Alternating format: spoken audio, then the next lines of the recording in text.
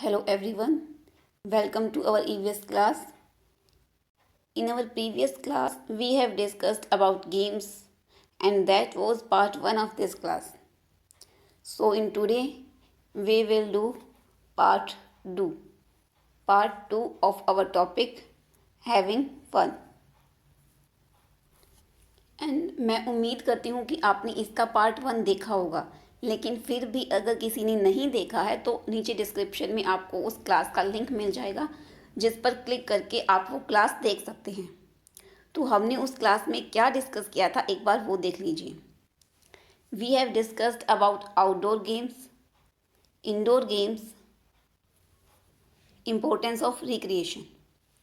Outdoor games के हमने examples कर दिए थे उसमें, इंडोर गेम्स की हमने सिर्फ डेफिनेशन की थी and we have done importance of recreation. So in today's class we will discuss example of indoor games, recreational activities and professional players. So indoor games करने से पहले हम एक बार आउटडोर गेम्स को भी डिवाइड कर लेते हैं। आउटडोर गेम्स में क्या था, games that are played outside the house, वो क्या थे, outdoor games. Indoor games, games that are played inside the house are known as indoor games. So indoor games में इसके एग्जांपल्स हो जाएंगे snakes and ladders, chess, ludo and carrom. Snakes and ladders, chess, ludo, carrom etcetera, these are the examples of indoor games.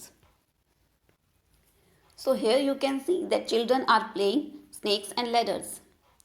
Snakes and ladders, आप जैसे बोलते हो सांप सीढ़ी, वही गेम क्या होता है, snakes and ladders. Snakes and ladders is an interesting and entertaining game played between 2 to 4 players. जिसे कितने प्लेयर्स खेल सकते हैं, 2 to 4 players. It is played with a dice, एक डाइस की हेल्प से खेला जाता है। The player who reaches the last number first is the winner. जो प्लेयर लास्ट नंबर पर पहले पहुंचता है वही क्या होता है, विनर होता है। एंड इसमें लास्ट नंबर कौन सा होता है, 100। तो जो पहले पहुंचता है उस नंबर पे वही क्या होता है, इस गेम में विनर होता है। And as we know that it is played with the help of dice, एक डाइस के साथ खेला जाता है। डाइस जिसके जो है वो 6 फेसेस होते हैं, जिस पे अलग अलग नंबर्स होते हैं, 1 2 3 4 5 एंड 6। तो आप यहाँ पर देख सकते हैं कि कौन सा गेम खेला जा रहा है, chess. Chess is a game of skill, it is played between 2 persons, it is played on a chess board. Each player has an army of 16 pieces, including the queen and the king, to kill each other's troops. Chess is a game of skill, means that it is a brainy game. It needs more mental exercises. And it is played between 2 persons. 2 लोगों के बीच में खेला जाता है और एक chess board पे खेला जाता है। हर एक प्लेयर के पास एक आर्मी होती है, कितने पीसेस की, 16 पीसेस की। और उन 16 पीसेस में से 1 किंग होता है एंड 1 क्वीन होती है।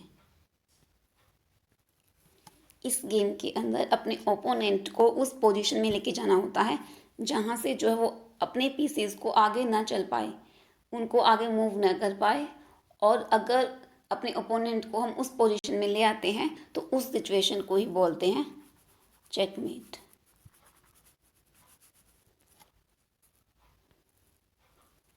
अब हम डिस्कस करते हैं कुछ रिक्रिएशनल एक्टिविटीज़ के बारे में। Recreational activities, those activities which gives us joy and entertain us, तो वो क्या होंगी, रिक्रिएशनल एक्टिविटीज़। इसके अंदर listening to music, skipping, reading books, dancing, painting, watching TV. आप अपने फ्री टाइम में जो एक्टिविटीज़ करते हो, like listening to music, music सुनना, वो भी क्या है, एक रिक्रिएशनल एक्टिविटीज़ है। स्किपिंग, रस्सी कूदना, बुक्स रीड करना, डांस करना, पेंटिंग, ड्राइंग, कुछ भी करना, टीवी देखना, ये सब रिक्रिएशनल एक्टिविटीज़ की ही क्या हैं, पार्ट हैं। अब हम कुछ स्पेसिफिक रिक्रिएशनल एक्टिविटीज़ की बात करते हैं। काइट फ्लाइंग, पतंग उड़ाना। Flying a kite in the sky is a very enjoyable and interesting game. Children must fly kites under the supervision of elders. Besides, they should fly kites in the open ground and not on the roofs of the houses. On the occasion of our Independence Day on 15th August, people fly kites. People also fly kites during Makar Sankranti. पतंग उड़ाना आप सबको अच्छा लगता है, हर कोई enjoy करता है पतंग उड़ाने को। बच्चों को जो है वो पतंग जो है वो हमेशा अपने से बड़ों के सुपरविज़न में ही उड़ानी चाहिए और हमेशा ओपन ग्राउंड में, खुले ग्राउंड में ही पतंग उड़ानी चाहिए। कभी भी छत पर पतंग नहीं उड़ानी चाहिए, क्योंकि जब आप छत पर खड़े होकर पतंग उड़ाते हो तो आपका पूरा फोकस तो आपको अपनी पतंग पे होता है और उस टाइम पे आप भूल जाते हो कि आप कहाँ पर खड़े हो and it can cause any incident. So आपको पतंग जो है वो हमेशा खुले ग्राउंड में ही उड़ानी चाहिए। और पतंग जो है वो स्पेशली, वैसे तो हम कभी भी उड़ा सकते हैं, बट स्पेशली जो है वो इंडिपेंडेंस डे दैट इज़ 15 अगस्त को उड़ाई जाती है और मकर संक्रांति पे भी उड़ाई जाती है। Next, if we talk about fun at fairs, means कि आप मेलों में जाते हो और वहाँ पर आप जो है वो बहुत सारा एंजॉय करते हो। Visiting a fair is one of the best enjoyable means of recreation. In a fair, there are many stalls like stalls of sweets, foods, clothes, toys, games, and other essential items. There are also many rides, swings, and other fun activities. Children and adults enjoy these rides. Magical shows are very popular between the people at fairs. People like to see magicians' tricks. मेलों में जाना भी एक recreational activity का ही part है। और आप क्या देखते हो, मेलों में बहुत सारी स्टॉल्स लगी होती है, स्वीट्स की, मिठाइयों की, खाने की, क्लॉथ्स की, अलग अलग खिलौनों की, और भी अलग अलग जो है वो आइटम्स की स्टॉल्स लगी होती है। वहाँ पर बहुत तरह के झूले भी होते हैं जिस पर बड़े और बच्चे दोनों ही जिनका मज़ा लेते हैं। और उनमें मैजिकल शोज़ होते हैं, जादूगर जो है वो अपनी कुछ मैजिकल ट्रिक्स दिखाते हैं। मैजिशियन जो है वो अपनी मैजिकल ट्रिक्स दिखाते हैं, जिन्हें देखकर हर कोई बहुत एंजॉय करता है। Next is visiting circus. Circus देखने जाते हो, वहाँ पर क्या होता है, जादूगर जो है वो, जो मैजिशियंस हैं वो अपनी अलग अलग ट्रिक्स दिखाते हैं और अलग अलग वहाँ पर क्या होते हैं, क्लाउन्स भी होते हैं। Visiting circus for recreation, circus is another important place. Clowns are the main focus in the circus show. When clowns do funny activities and tease each other, everybody bursts into laughter. Many trained boys and girls also give their performances.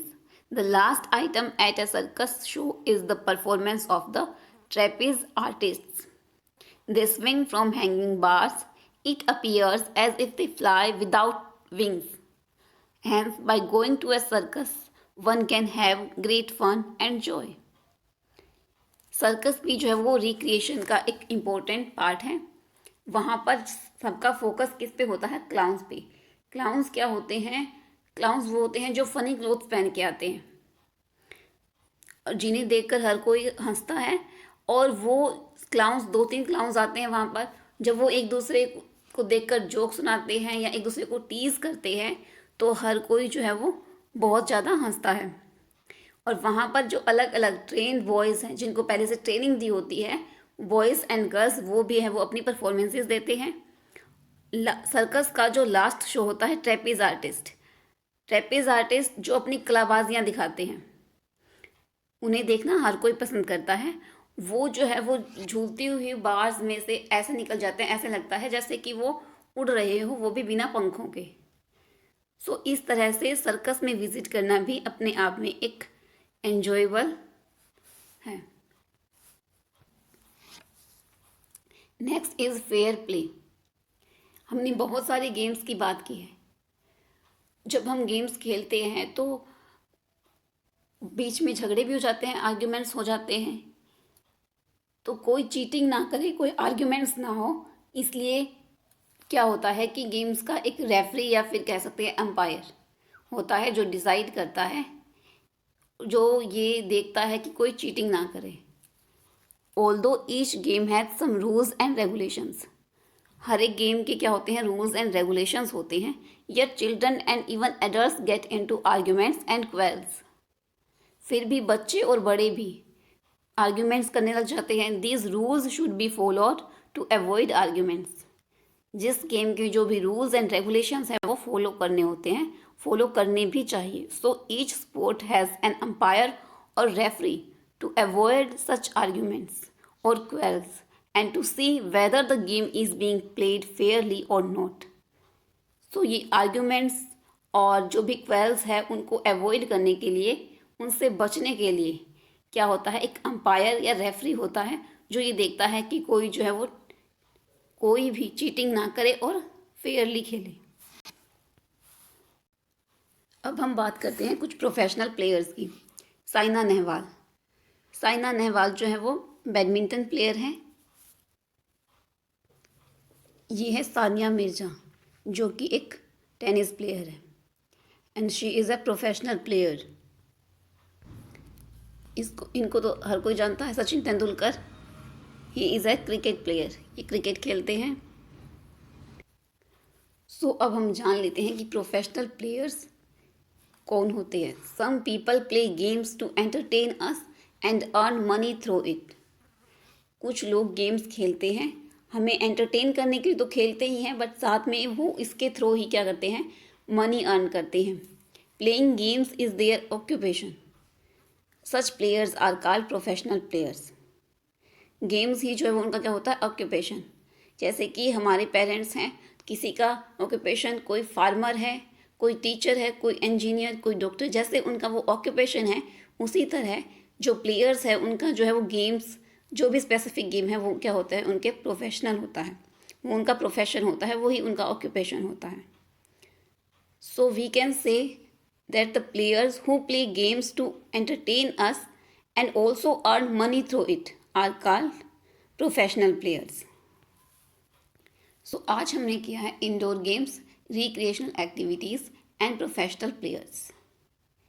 ये था हमारी class का part 2।